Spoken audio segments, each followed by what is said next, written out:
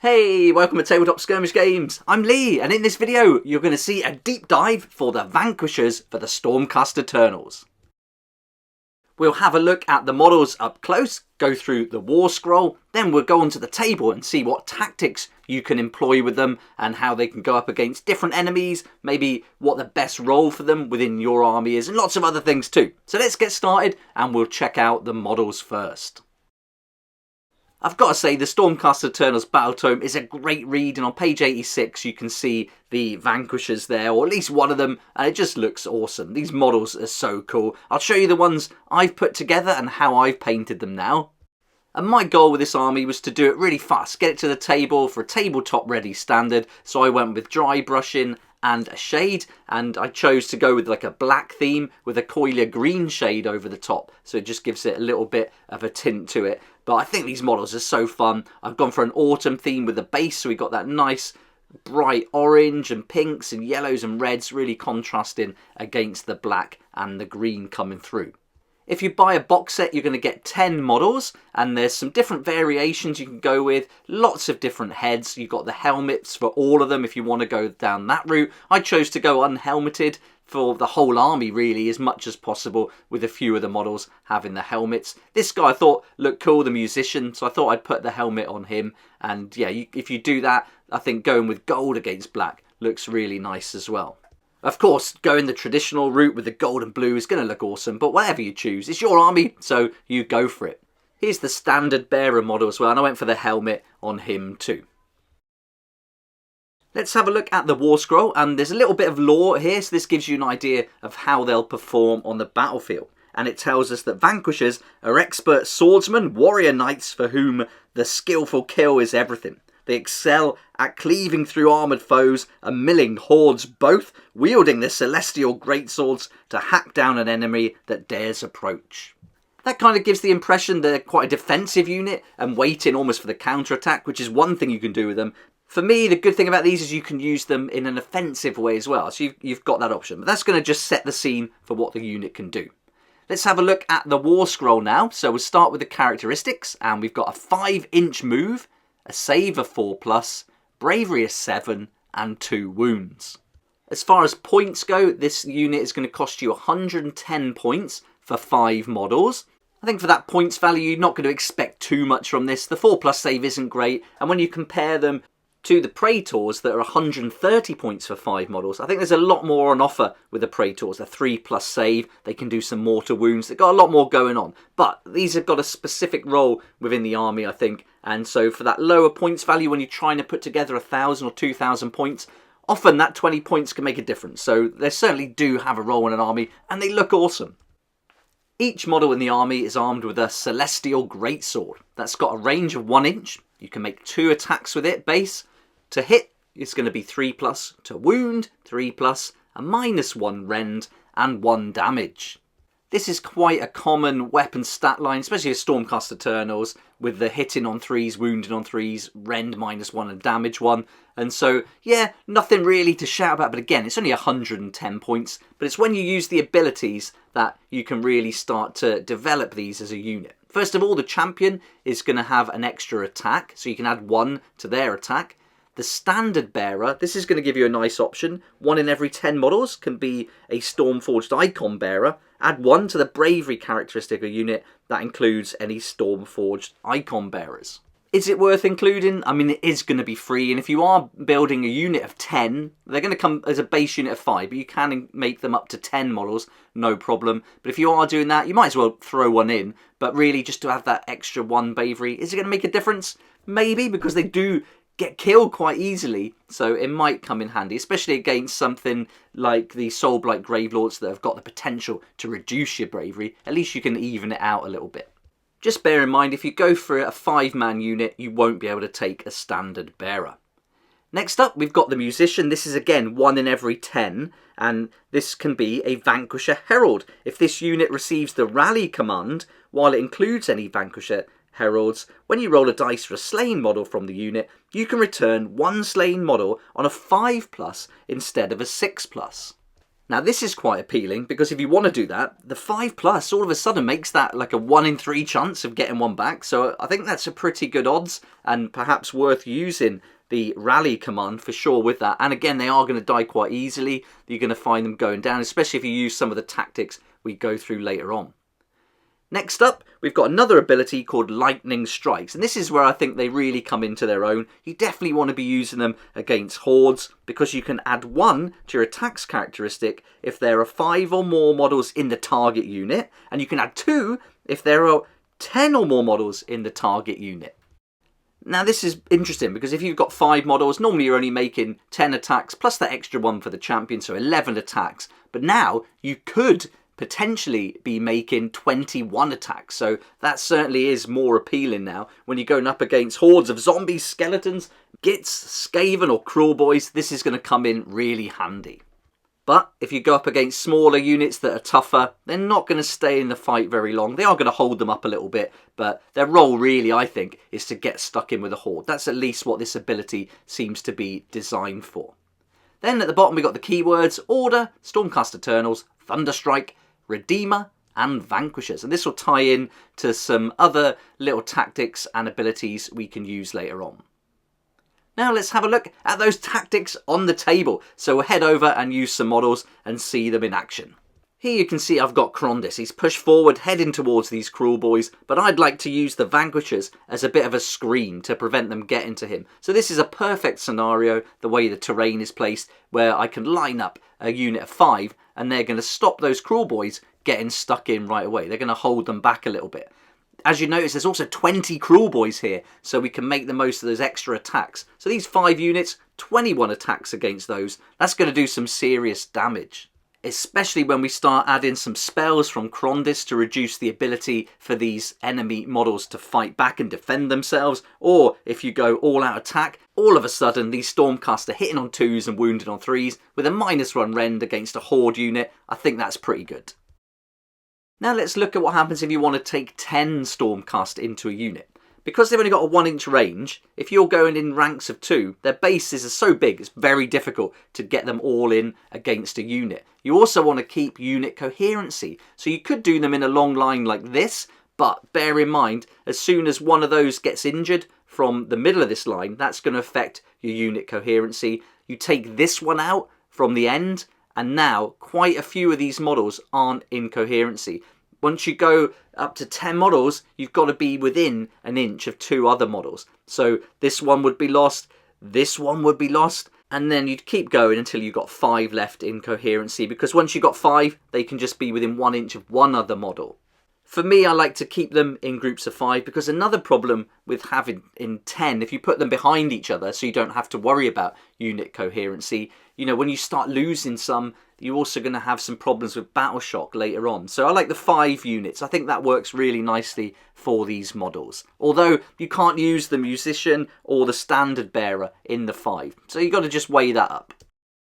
I find it's important about where you put your leader. So I normally use my musician as the leader and just use it as a regular Vanquisher champion, but I put it in the middle of my unit because then if I want to allocate wounds, I can allocate wounds to one of the models at the end, because again, if you take one out the middle, you're going to lose unit coherency because of the base size.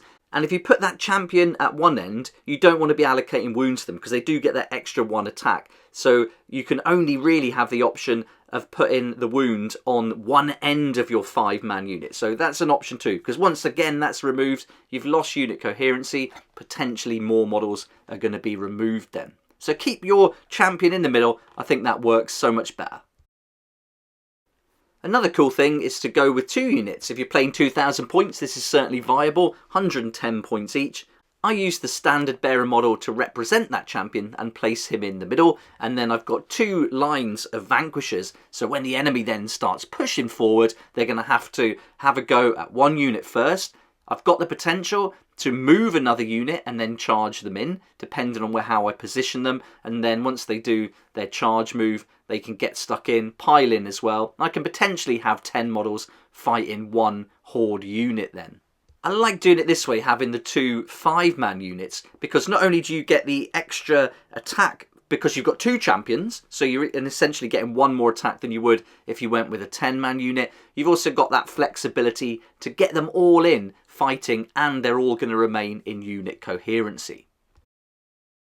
Another nice little thing I like to do is get my Praetors, because they've got a 2-inch range, and place that unit behind a unit of Vanquishers. So my Vanquishers really for me are all about screening and taking the initial hit from the enemy, and then the enemy are hopefully not within range of the Praetors. Again, they could pile in potentially, but more often than not those Praetors can stay out of range. Then once the Vanquishers have been attacked, the Praetors can have a go because they're within 3 inches, they're within their 2-inch range of the enemy, and they can get stuck in too. So this is a really nice way to get those in there without them taking the initial hit from those waves of attacks from the enemy.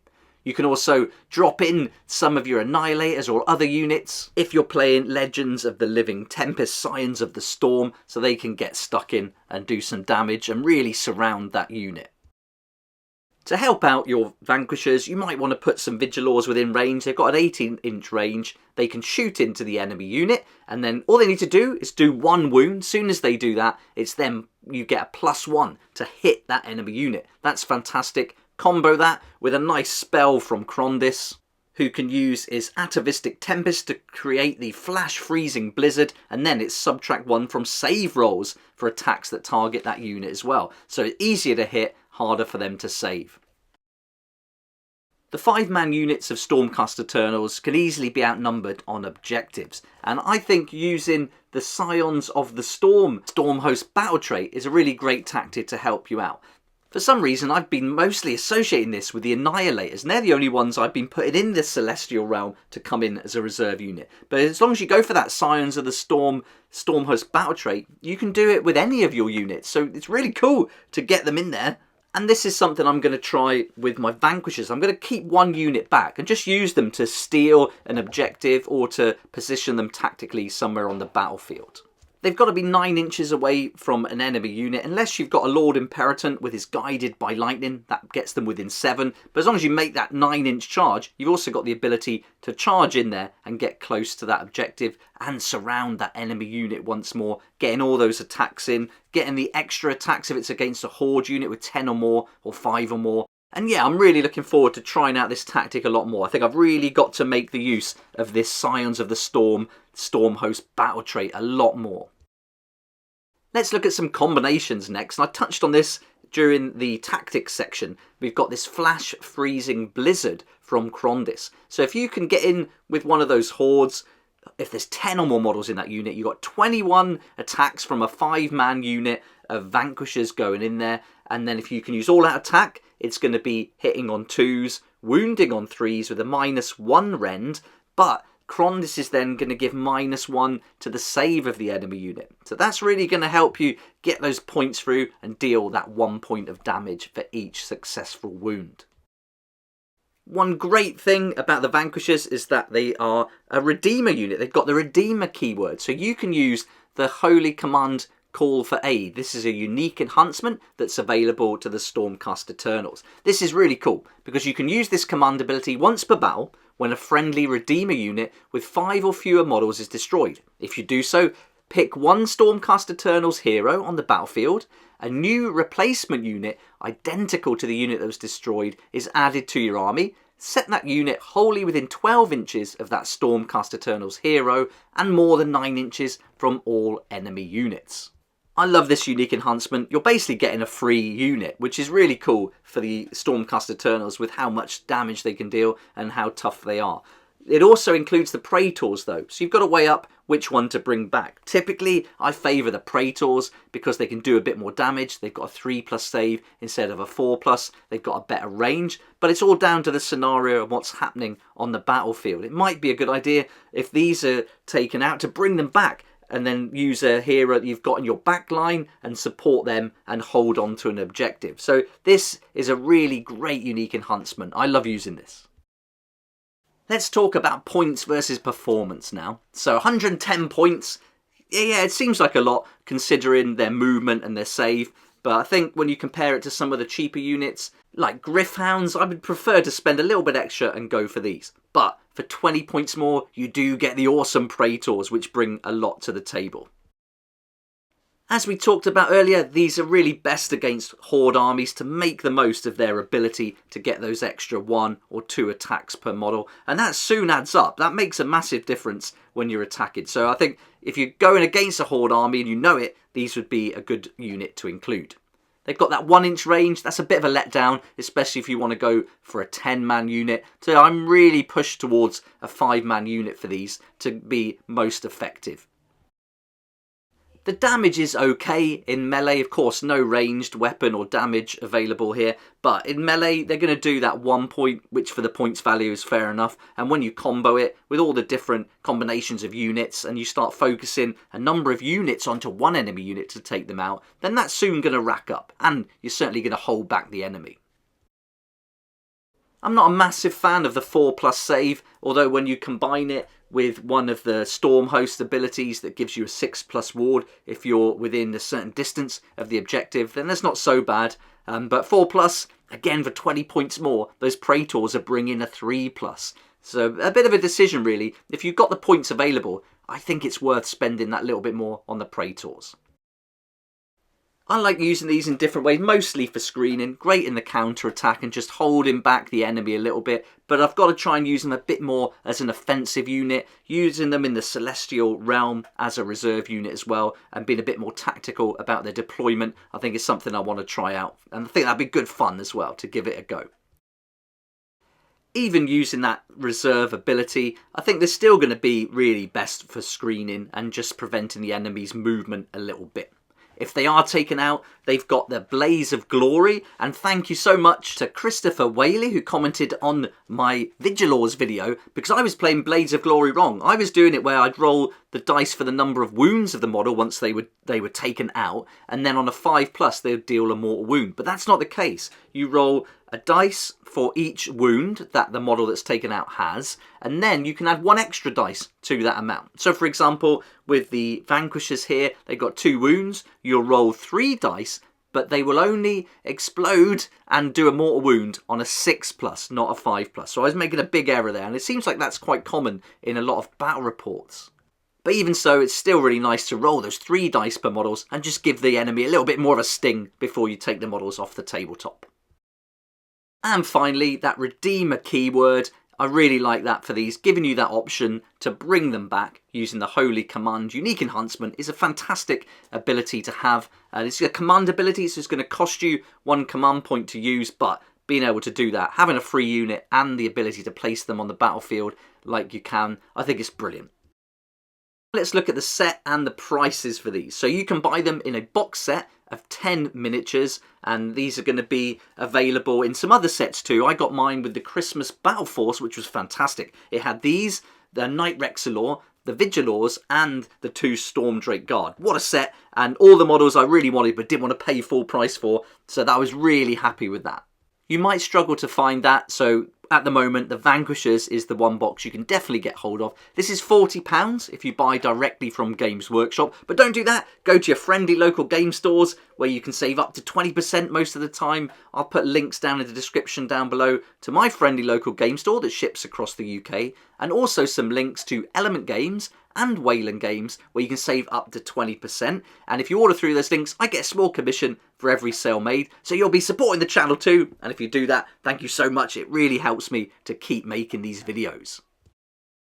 That completes the deep dive for the Vanquishers, and if you want to see more videos like this, check out my Vigilors video, which is already up on the channel, and I'm working my way through all the different models that I play in the Stormcast Eternals for Age of Sigmar, including Vindictors, Annihilators, the Bastion, the cool model, he's awesome. Haven't got him yet actually, but we'll be getting him. Krondis, that's going to be a fun video. Can't wait to do that one. I'm working through all the others as well. And then I'm also going to be working on some other armies like the Iron Jaws. That's coming together nicely. So I'll be doing some deep dive videos on those too. So if you like this series, let me know in the comment section below and I'll just keep doing more and more. And if there's one particular model you'd like to see, let me know and I'll move it up the list.